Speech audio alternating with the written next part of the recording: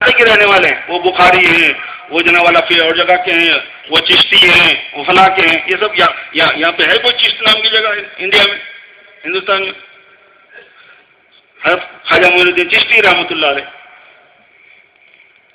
کوئی بخارا سے آ رہا، کوئی سمرقند سے آ رہا، کوئی چشت سے آ رہا. کیا ہوا یہ اولیاء اللہ نے یہ کیا کیا تھا میرے دوستوں؟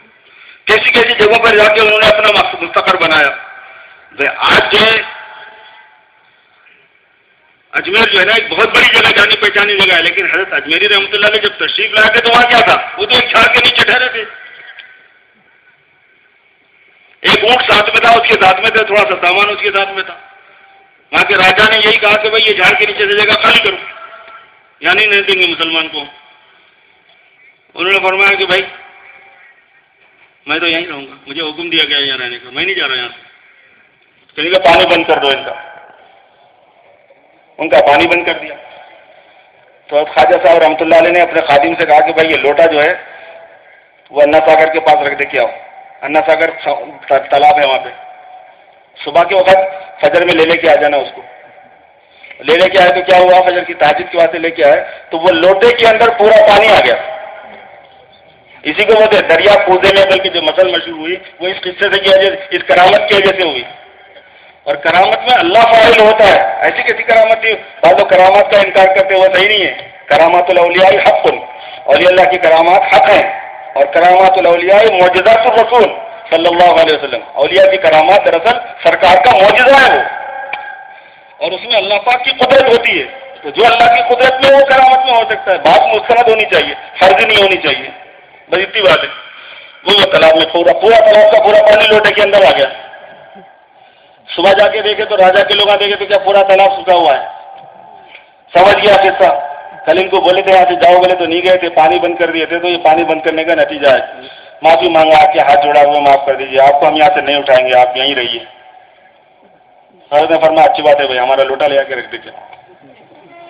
رات میں لوٹا لے آ کے رکھ دیا، صبح میں پورا تالاب آ گیا.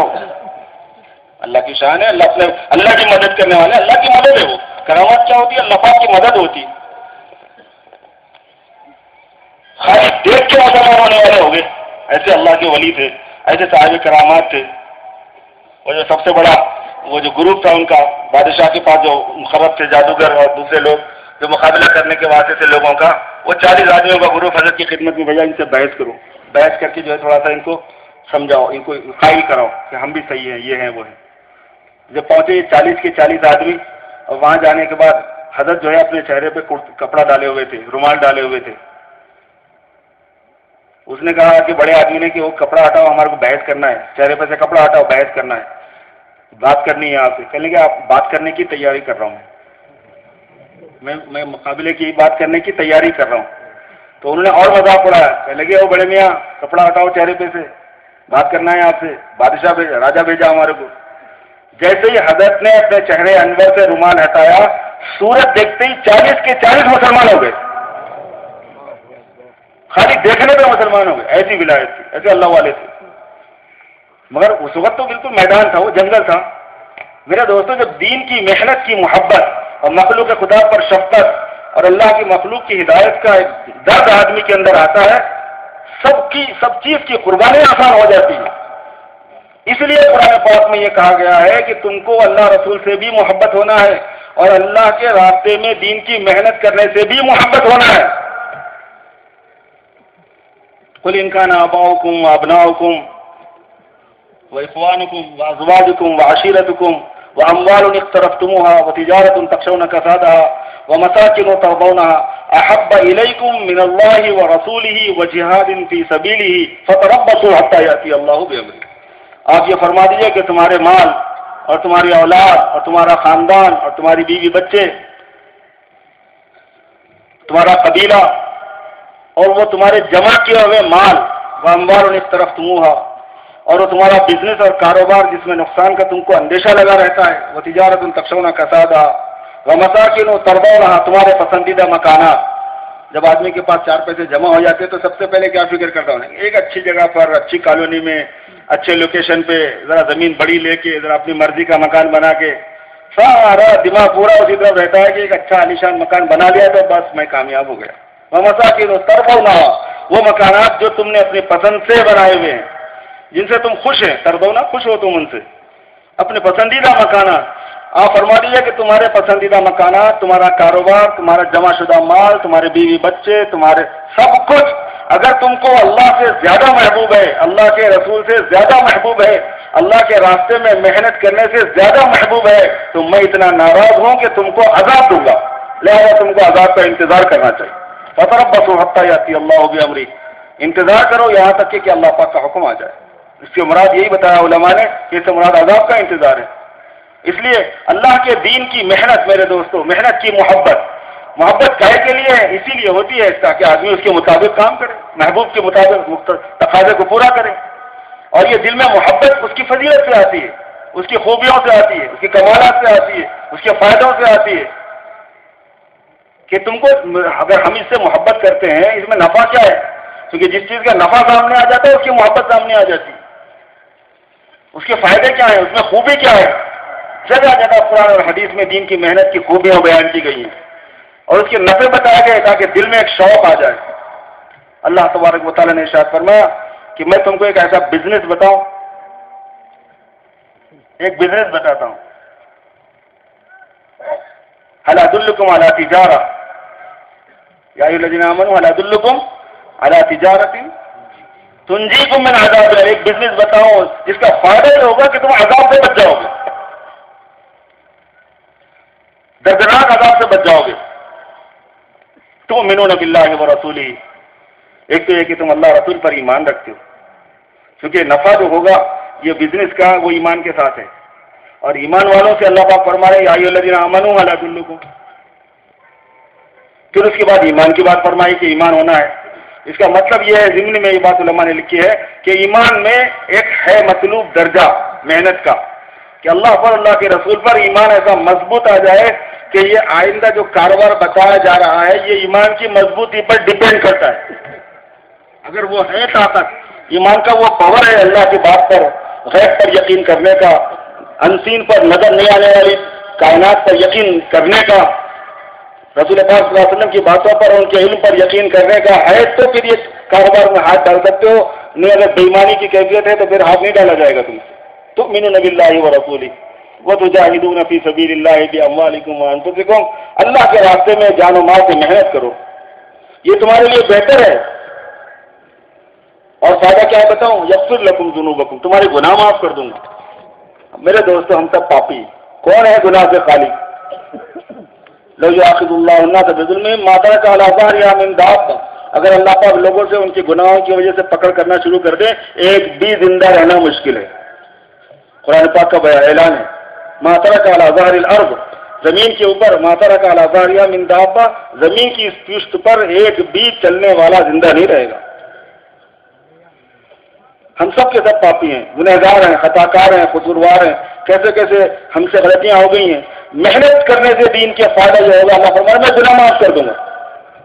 وَيُدْخِلُكُمْ جَنَّاتٍ تَجْرِي مِن تَحْتِهَا الْأَنْهَارُ، عالیشان باغات کے اندر، عالیشان باغات میں جن کے نیچے سے نہریں بہتی ہیں اس میں تم کو داخل کر دیا جائے گا.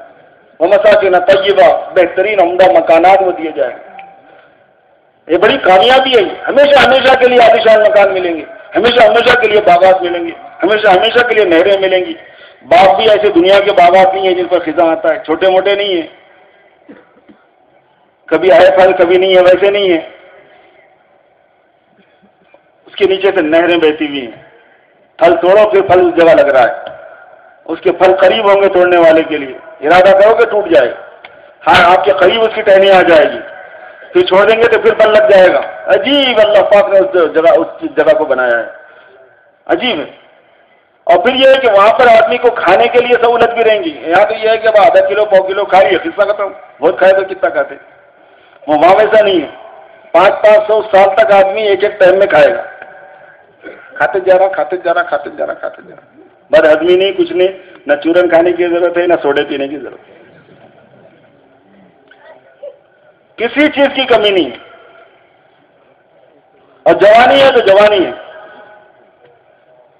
کبھی بڑھاپا نہیں آئے گا. یا اہل الجنت تشبون ولا تحرمون، اے جنتیوں جوان رہو گے کبھی بوڑھے نہیں بنو. تصحون ولا تمرضون، تم تندرست رہو گے، کبھی بیمار نہیں پڑو گے. تحیون ولا تموتون، تم زندہ رہو گے، کبھی مرو گے نہیں. زندگی ہمیشہ کی، جوانی ہمیشہ کی، تندرستی ہمیشہ کی.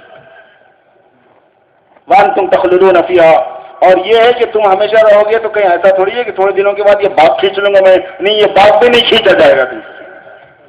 یہ جنتیں تم سے نہیں کی جائیں گی، تم ہمیشہ اس میں رہو گے. فرمایا کہ یدخلکم جنات تجری من تحتها الانہار. یہ فائدہ ہے محنت کرنے کا. اس لیے بھائی اس محنت سے کیسے محبت نہ کی جائے، اس میں کیسے آدمی حصہ نہ لے. اس میں اگر پیسہ لگتا ہے تو کیوں نہ لگائے، اس میں اگر وقت لگتا ہے تو کیوں نہ لگائے. پھر ہم اپنا دین بھی سیکھیں گے، دین کی پریکٹس بھی کریں گے، دین کی عادت بھی ہوگی، اور اس محنت سے دنیا کے اندر دین پھیلے گا. وہ اس کو بھی اللہ پاک فرما رہے ہیں کہ ایک اور چیز جو میں تم کو دے دوں گا، وَأُخْرَىٰ تُحِبُّونَهَا نَصْرٌ مِّنَ اللَّهِ وَفَتْحٌ قَرِيبٌ. ایک اور چیز جو تمہیں بہت پسند ہے وہ بھی دے دوں گا. چل، بینیفٹس ہے نا، لوگوں کو ترغیب کے واسطے مختلف قسم کے بینیفٹس، آفر، مختلف قسم کے آفر آتے رہتے نہیں. ایئرٹیل کے آ رہے ہیں، ایئرسیل کے آ رہے ہیں، یہ آفر ہے، یہ آفر ہے، ایسا کرو گے تو اتنے منٹ فری ہے، اتنے منٹ فری ہے، اتنے گھنٹے فری ہے. کوئی کسی کا آفر دے رہا ہے، کوئی کسی کا آفر دے رہا ہے. کمپنی والے اپنے اپنے آفر دے رہے ہیں. آفر، اللہ پاک آفر پہ آفر دے رہے ہیں. اگر تم اس میں، یہ وہ چیز ہے جو تمہارے نفع کے لیے میں بتا رہا ہوں، اگر تم کرو گے تو آفر کیا پتہ ہے؟ آفر یہ ہے کہ تم کو دردناک عذاب سے بچاؤں گا. آفر یہ ہے کہ تمہارے گناہ معاف کر دوں گا. آفر یہ ہے کہ تم کو جنت میں داخل کروں گا. اور یہ فرمایا کہ ایک اور آفر لے لو. چاہو وَأُخْرَىٰ تُحِبُّونَهَا، ایک اور چیز جو تمہیں بہت ہی پسند ہے، نصر من اللہ وفتح قریب، اللہ کی مدد اور قریبی فتح کو بھی دے دوں. نصر من اللہ وفتح قریب. یہ اسپیشل آفر کیوں ہے تھوڑا یہ سمجھنا ہے. یہ آفر بہت اسپیشل کیوں ہے یہ سمجھنا ہے. وہ اس میں سمجھنے کی جو بات ہے وہ یہ ہے کہ امام محمد پالن پوری رحمۃ اللہ علیہ فرمایا کرتے تھے کہ القرآن یفسر بعضہ بعضا، قرآن پاک کی ایک آیت دوسری آیت کی تفسیر کرتی ہے. ایسا بھی پایا جاتا ہے. تو یہ نصر من اللہ و فتح قریب سے کیا مراد ہے؟ سورہ اذا جاء نصر اللہ میں بیان ہے اس کا. اذا جاء نصر اللہ والفتح، جب اللہ کی نصرت اور فتح آ جائے. اور اس کی شکل کیا ہے؟ وَرَأَيْتَ النَّاسَ يَدْخُلُونَ فِي دِينِ اللَّهِ أَفْوَاجًا، تم دیکھو گے لوگوں کو کہ وہ اللہ کے دین میں فوج در فوج داخل ہو. تو نصر من اللہ و فتح وَأُخْرَىٰ تُحِبُّونَهَا نصر من اللہ و فتح قریب سے کیا مراد ہے؟ اس سے مراد یہ ہے کہ لوگوں کا اسلام کی طرف متوجہ ہونا اور فوج در فوج لوگوں کا اسلام میں داخل ہونا. اس کا بھی تم کو میں آفر دے رہا ہوں کہ تم محنت کرو گے تو اسلام پھیلے گا. ہمارے لیے اس میں کیا آفر ہے؟ ارے میرے دوستو، ہمیں اندازہ نہیں ہے کہ اس میں کیا آفر ہے. اندازہ نہیں ہے اس میں کیا آفر ہے. آپ سب سے بڑی بات یہ ہے کہ محنت سے جتنا اسلام پھیلے گا، جتنے اعمال اسلام کے وجود میں آئیں گے، جتنی نمازیں وجود میں آئیں گی، جتنے روزے وجود میں آئیں گے، جتنی زکاتیں وجود میں آئیں گی، جتنے حج کیے جائیں گے، جتنے صدقات کیے جائیں گے، جتنی مسجدیں بنائی جائیں گی، جتنی عبادتیں کی جائیں گی، وہ سب تمہارے اکاؤنٹ میں آ جائیں گے. اسلام پھیلا ہو اور آپ کی محنت سے اللہ پاک نے قبول کر کے پھیلا دیا تو سب کی محنتیں تمہارے اکاؤنٹ میں آ جائیں گی. معمولی بات ہے. تم کو 60-70 سال کی عمر دی ہے لیکن تمہارے حساب میں کروڑ سال کی عبادت لکھی ہوئی ہے. یہ جب لوگ فوج در فوج اسلام میں داخل ہوں گے تو ان سب کی ہدایت کا ثواب اور اعمال کا ثواب وہ تمہیں ملنے والا ہے. پھر دوسرے، تم تو حبیب کی امت ہو اور تمہارے حبیب کا معاملہ یہ تھا کہ وہ میری مخلوق میں سے کسی مخلوق کو جہنم میں جانا پسند نہیں کرتا. وہ چاہتے تھے اللہ کے عذاب سے بچ جائے. میری مثال یہی ہے کہ میں تم کو تمہاری کوکیاں پکڑ کے جو ہے وہ بچا رہا ہوں عذاب سے، اور تم ہو کہ جہنم میں گرے جاتے ہو. ایک حدیث شریف کا مفہوم ہے. آپ یہ چاہتے تھے کہ ساری انسانیت جو ہے وہ کامیاب ہو جائے، سارے جن جو ہے وہ کامیاب ہو جائے اور وہ اللہ کی جنت میں چلے جائے، اللہ کی رضا ان کو مل جائے اور جہنم سے وہ بچ جائے. تم تو اپنے حبیب کی امت ہو، تو تمہاری بھی سب سے اہم خواہش یہی ہونا چاہیے کہ ساری انسانیت میں ہدایت عام ہو جائے. اگر تم محنت کرو گے تو میں یہ چیز بھی دے دوں گا کہ ہدایت عام ہو جائے. لوگ اسلام میں آنا شروع ہو جائیں گے، اسلام کو پڑھنا شروع کر دیں گے، اسلام کو سمجھنا شروع کر دیں گے، اسلام کے فائدے ان کے سامنے آئیں گے، ان کی افادیت سامنے آئے گی، وہ اسلام کو قبول کرنے والے ہو جائیں گے. وہ خواہ تحبونہا جو تمہیں بہت پسند ہے. چونکہ میرے دوستوں، سرکار کی امتی ہونے کی اور سرکار کے غلام ہونے کی تقاضے میں یہ بات ہے کہ ساری انسانیت کی ہمدردی ہمارے اندر ہو کہ یا اللہ تو اپنے مخلوق، الخلق عیال اللہ، یہ پوری اللہ کا کنبہ ہے. پوری مخلوق کیا ہے؟ اللہ کا کنبہ ہے. یا اللہ تو اپنی اس مخلوق کو ہدایت ہے. سرکار صلی اللہ علیہ وسلم ایک ایک انسان کی ہدایت کے واسطے تڑپتے تھے. مخالف سے مخالف کی بھی ہدایت کے واسطے تڑپتے تھے، دعائیں کرتے تھے، اس کے لیے ہمدردی کرتے تھے، چاہتے تھے. یہودی بچہ آپ کی مجلس میں آ کے بیٹھا کرتا تھا، اس کے باپ نے اجازت دی ہوئی تھی کہ جاؤ حکمت کی باتیں سننے کو ملیں گی، جا کے بیٹھو وہاں پہ، مانتا نہیں تھا، خود ایمان نہیں لایا تھا، اس کو پتا تھا کہ یہاں کیا ہے، آ کے بیٹھا کرتا تھا۔ 2-3 دن ہو گئے نظر نہیں آیا، وہ بچہ آیا کرتا تھا کدھر گیا؟ لوگوں نے کہا کہ وہ تو بہت شدید بیمار ہے، آپ تھوڑا چلنا چاہیے مجھے، میں چلتا ہوں اس کے گھر۔ آپ تشریف لے گئے اس کے گھر، تو وہ اتنا سخت بیمار تھا کہ مرنے کے قریب ہو گیا تھا۔ آپ صلی اللہ علیہ وسلم نے اس پر رحم کھاتے ہوئے فرمایا کہ تو مجھ پہ ایمان لے آ، تو ایمان لے آ، نجات پا جائے گا۔ تو اس نے اپنے ابا کو دیکھا، ابا بھی وہاں موجود تھا اس کا یہودی، اپنے ابا کو دیکھا کہ وہ کیا کہتے ہیں، اس نے کہا کہ اسما ابو القاسم، اطیع ابو القاسم صلی اللہ علیہ وسلم۔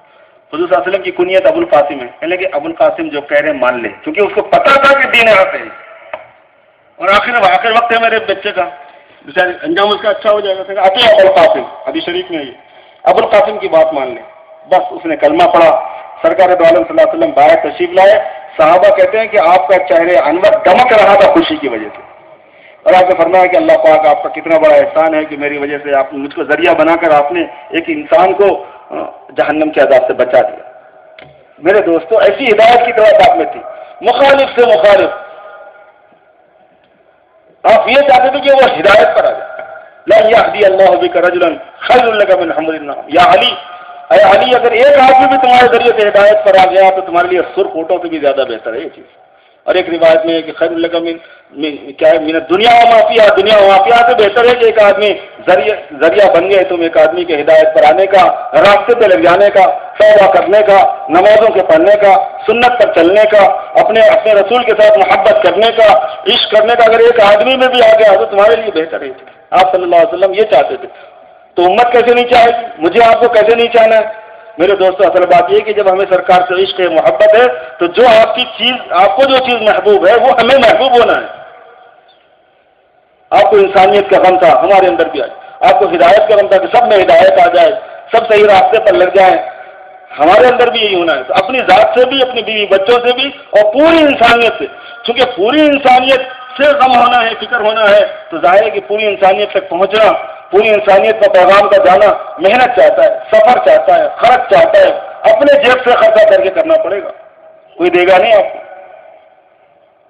اپنے جیب سے، اپنے مال سے، جو میرا دین ہے یہ مجھے کرنا ہے، یہ میرا فرائض میں سے، تو مجھے اپنے فریضے کو ادا کرنے کے لیے ہی تو مال ہے، مجھے اپنے فریضے کو ادا کرنے کے لیے تو ٹائم ہے۔ بچے کی شادی کر رہے ہیں، اللہ نے دولت دی ہوئی ہے، کپڑے خریدنے جا رہے ہیں، راستے میں اگر کوئی پوچھ لیا کہ کون دیا تمہارے کو پیسے کپڑے لانے دلہن کے، کیا بولیں گے آپ؟ ادھر بتاتا ہوں کون دیا بولیں، میری بچی کی شادی ہے، پیسے میرے جیب میں اللہ پاک نے دیے ہیں، میں نہیں لگاؤں گا تو اور کون لگائے گا؟ ارے تم صبح شام ادھر ہی پھر رہے، شادی کی تیاری میں کام نہیں کرتے، ٹائم ہے تمہارے پاس؟ تو بھائی شادی ہے، کام ٹائم نہیں نکالوں گا اس کے واسطے، ہے جس واسطے میں اور کئی واسطے ہوں، کیسا بولتا آدمی، کیسے محبت کا اظہار کرتا ہے آدمی۔ تو دین ہمارا ہے، ہمارے آقا کا ہے، ہمارے مولا خالق و مالک کا ہے۔ میرے دوستو، تو اس میں اپنا اگر وقت لگتا ہے، اپنا اگر مال لگتا ہے، اس سے بڑی سعادت کی کیا بات ہے، اس سے زیادہ خوشی کی کیا بات ہے؟ اور پھر انسانیت ہدایت پر آ جائے، اس کے لیے جدوجہد اور محنت ہو، جزیروں میں جائے، شہروں میں جائے، ملکوں میں جائے، دور کے لیے جائے، دیر کے لیے جائے، تو جب آدمی اللہ پاک کے اوپر نظر کر کے اپنے جان و مال کی قربانی دے کے اخلاص کے ساتھ محنت کرتا ہے، اللہ پاک اس کو ہدایت نصیب فرما دیتے ہیں، اور اس کو ذریعہ بنا کر ہدایت عامہ کے فیصلے فرماتے ہیں، اور ماحول بن جاتا ہے۔ آج اللہ پاک نے اپنے کرم سے، اس محنت کی برکت سے، مشرق و مغرب اور شمال و جنوب، پوری دنیا کے کونے کونے، چپے چپے میں اللہ پاک نے ہدایت کی شکلوں کو دکھانا شروع فرما دیا ہے۔ لوگ توبہ کر رہے ہیں، لوگ اسلام قبول کر رہے ہیں، جو مرتد ہو گئے تھے وہ واپس آ رہے ہیں۔ ایک جماعت ہمارے پاس شکاگو میں آئی تھی، وہ گئی ہوئی تھی فیجی کی طرف، فیجی کی تھی، وہ گئی ہوئی تھی ایک جزیرے میں۔ ان لوگوں نے بتایا کہ ہم لوگ 4 مہینے کے لیے وہاں کام کر رہے تھے، وہاں پہ 70,000 مسلمان جو ہے وہ مرتد ہو گئے تھے۔ لوگوں نے مشورہ کیا کہ بھائی 4 مہینے ادھر ادھر پھرنے کی ضرورت نہیں، یہیں کام کرو۔ 4 مہینے ہم نے کام کیا، تو پھر یہ بات مشورے میں سامنے آئی کہ 2 مہینے اور بڑھا لو، تو 6 مہینے انہوں نے کام کیا۔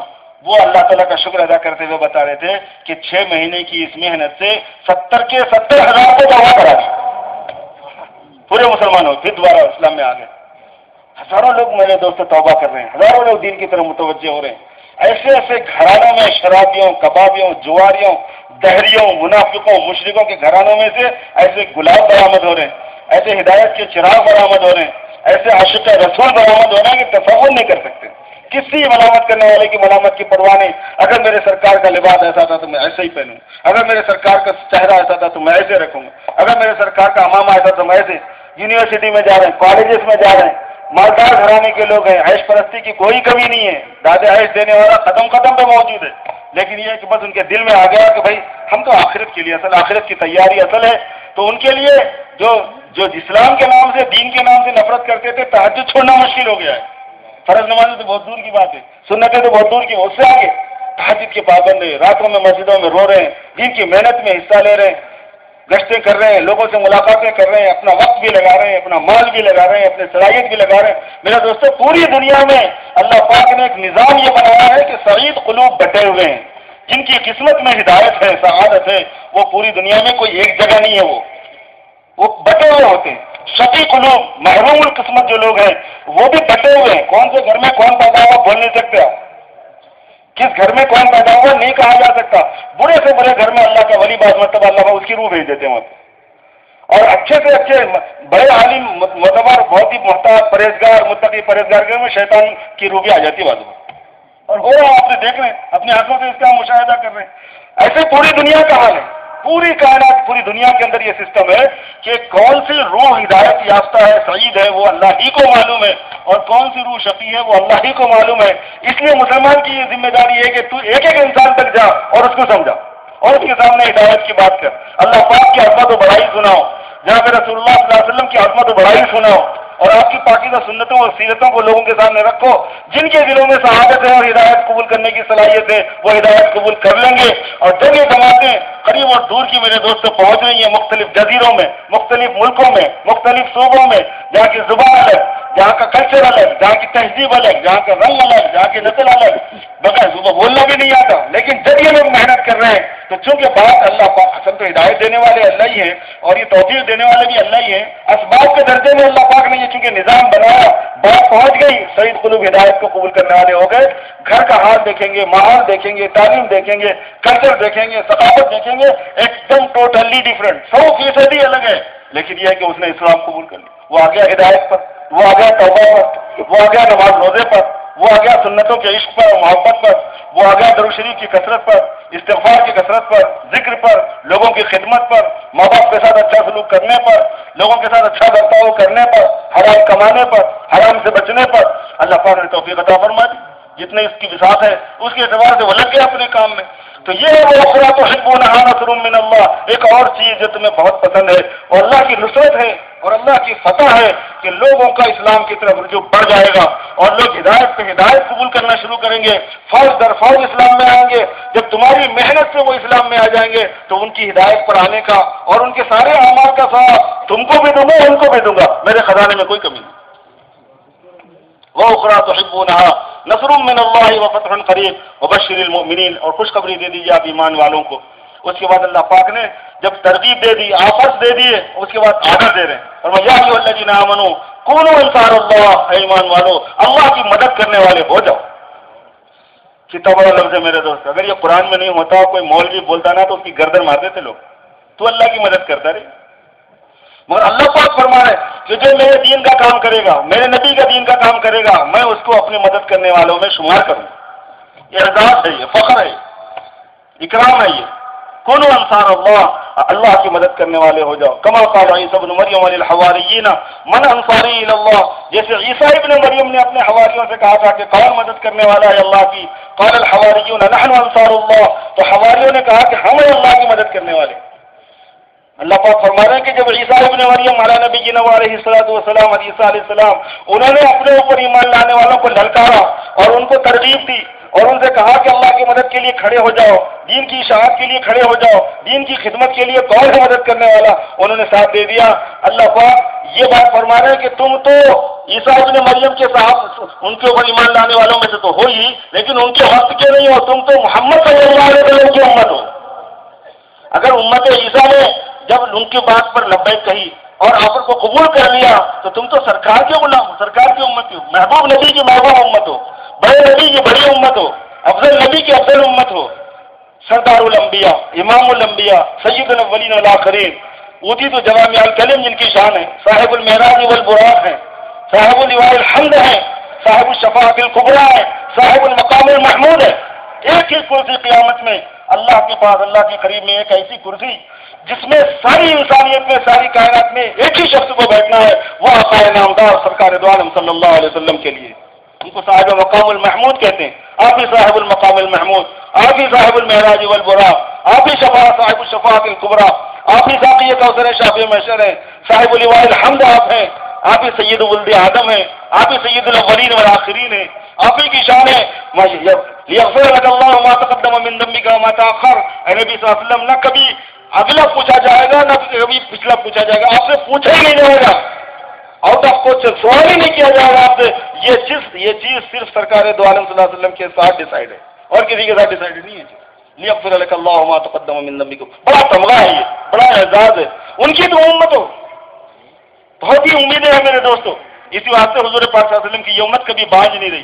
جب اس سے محنت کرنے کو کہا گیا، اس نے محنت کے لیے اپنے کو پیش کیا، جب اس سے قربانی مانگی گئی، اس نے قربانی دی، جب اس سے مال مانگا گیا، اس نے مال لگایا، جب اس سے وقت مانگا گیا، اس نے وقت لگایا۔ اس کے پاس دین کی عظمت ہے، اس کے پاس دین کی محبت ہے، اس کے پاس دین کے لیے جان و مال لگانے کا فائدہ کیا ہے معلوم ہے اس کو، اللہ پاک کی بات پر اس کا یقین ہے، اللہ کے نبی صلی اللہ علیہ وسلم کی باتوں پر اس کا یقین ہے، اس لیے جب اس کو کسی کام کے لیے کہا گیا تو اس نے ضرور کیا۔